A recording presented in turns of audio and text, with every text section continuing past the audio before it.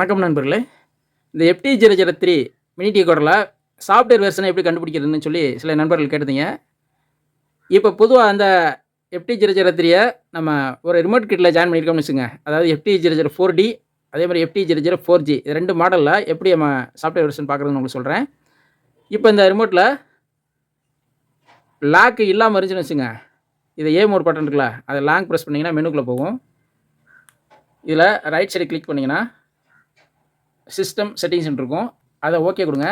Okay கொடுத்துட்டு கீழே இறக்கிட்டே வாங்க. இதில் சிஸ்டம் இன்ஃபோன்னு ஒரு ஆப்ஷன் இருக்குது பாருங்கள், அதை செலக்ட் பண்ணுங்கள். செலக்ட் பண்ணவே இதில் வந்து பாருங்கள் FT003 வெர்ஷன் 2 சாஃப்ட்வேர் வெர்ஷன் 3.0. இது லேட்டஸ்ட்டு DSP டிகோடர் தான் யூஸ் பண்ணியிருக்கேன்.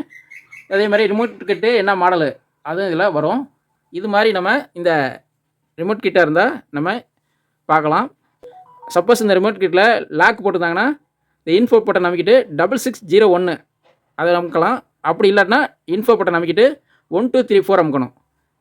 இந்த ரிமோட்டில் எப்படி நம்ம நம்பரை செலக்ட் பண்ணுறது அப்படின்னு சொல்லி வீடியோ போட்டிருந்தேன், ஃபாலோ பண்ணுங்கள். அப்படி இல்லாட்டினா நார்மல் ரிமோட்டை நீங்கள் யூஸ் பண்ணி கூட நீங்கள் அது மெனு செட்டிங்ஸை நீங்கள் பார்த்துக்கலாம். அவ்வளோதான் நண்பர்களே. மீண்டும் அடுத்த வீடியோவில் சந்திப்போம். நன்றி, வணக்கம்.